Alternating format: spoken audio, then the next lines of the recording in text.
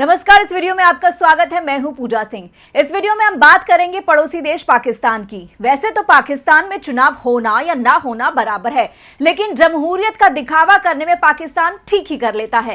पाकिस्तान की आर्मी के हाथ में कठपुतली की तरह वहां की हुकूमत नाचती रहती है। यह पाकिस्तान का रिकॉर्ड रहा है कि कोई भी प्रधानमंत्री वहां पर अपना कार्यकाल पूरा ही नहीं कर पाया और इस बार 12वीं असेंबली के लिए चुनाव हुए हैं।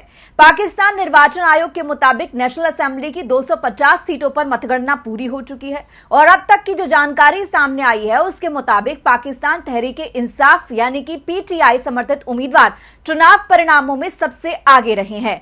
उन्हें सर्वाधिक 99 सीटें मिली हैं, जबकि इसके बाद पीएमएलएन के खाते में 71, पीपीपी के खाते में 53 सीटें आई हैं। वहीं बाकी पार्टियों को 23 सीटें मिली हैं।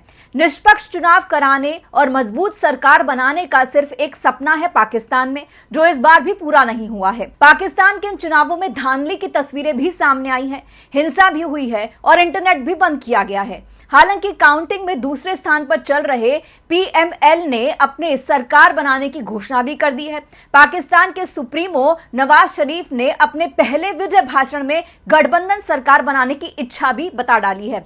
इसके अलावा आर्टिफिशियल इंटेलिजेंस की मदद से बनाए गए संदेश में इमरान खान ने कहा कि आपने वोट देकर सच्ची आजादी की बुनियाद रख दी है। मैं आपको इलेक्शन 2024 जीतने पर मुबारकबाद पेश करता हूं।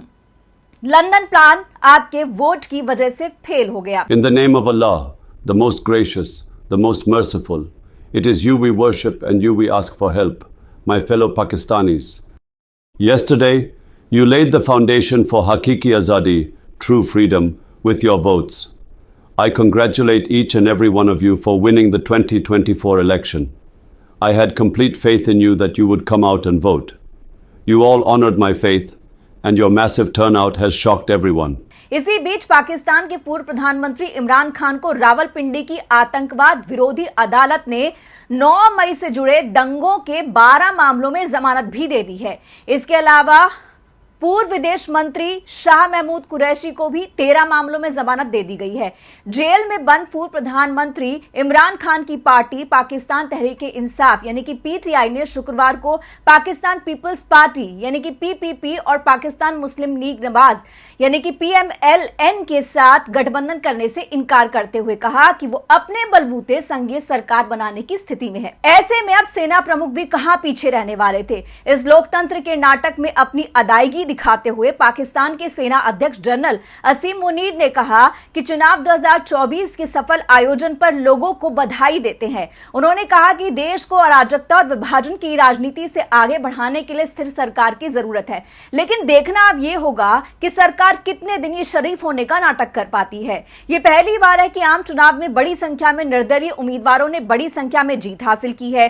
पीटीआई से अलग होने के बाद ये लोग अपने बल पर मैदान में आए थे और जीत भी हासिल करने में कामयाब रहे। हालांकि जनरल जियाउल हक के समय पूरी संसद निर्दलियों से बनी थी। 1985 में गैर पार्टी आधारित चुनाव हुए थे। किसी भी दल को चुनाव में भाग लेने की अनुमति नहीं थी। ऐसे में सभी उम्मीदवार अपने भरोसे चुनाव लड़ते हुए आए थे। सभी उम्मीदवारों के जीत की घोषणा के बाद 3 दिन का समय दिया जाता है। इस दौरान उन्हें मौका दिया जाता है कि वो स्वतंत्र रूप से किसी राजनीतिक दल का समर्थन करना चाहते हैं या एक समूह के रूप में किसी पार्टी में शामिल होना चाहते हैं। अगर पीटीआई समर्थित निर्दलीय उम्मीदवार संसद में सबसे बड़े समूह के रूप में उभरना चाहते हैं तो उन्हें मौजूदा राजनीतिक दल में शामिल होना होगा। मजलिस वहदत-ए-मुस्लिमीन यानी कि MWUM जो एक पंजीकृत पार्टी है, पीटीआई के साथ स्थानीय सरकार के लिए गठबंधन कर चुकी है। निर्दलीय उम्मीदवार अगर मजलिस वहदत-ए-मुस्लिमीन में शामिल होते हैं तो उन्हें आरक्षित सीटें भी मिल जाएंगी और उनकी संख्या बढ़ जाएगी। वो सदन में एक नेता के दावेदार भी हो सकते हैं। पाकिस्तान मुस्लिम लीग नवाज और पाकिस्तान पीपल्स पार्टी केंद्र और पंजाब में गठबंधन सरकार बनाने पर सहमत हो गए हैं। खबर यह भी है कि शहबाज शरीफ की तरफ से बिलावल भुट्टो और पूर्व राष्ट्रपति आसिफ अली जरदारी से मुलाकात की खबर सामने आई है। पाकिस्तान की कोई भी बात भारत के बिना अधूरी रहती है, यहां तक कि चुनाव भी। इस बार के चुनाव घोषणा पत्र में भी पीटीआई, पीपीपी और पीएमएल ने सभी ने एक सुर में भारत के साथ संबंध बेहतर करने और सहयोग की बात कही है, लेकिन शर्त यह है कि आर्टिकल 370 को वापस बहाल किया जाए। पाकिस्तान को अब तक ये समझ नहीं आया कि भारत को अपने देश में क्या करना है, ये भारत को उससे पूछने की जरूरत नहीं। खैर, देखना होगा कि पाकिस्तान की राजनीति में क्या होता है। जेल में बैठा सियासतदान दोबारा कुर्सी पर बैठता है या लंदन रिटर्न की कुर्सी पर वापसी होती है। फिलहाल इस वीडियो पर आपकी क्या राय है? पाकिस्तान की राजनीति पर आपका क्या कहना है? कमेंट बॉक्स में जरूर बताइएगा। फिलहाल इस वीडियो में इतना ही। नमस्कार।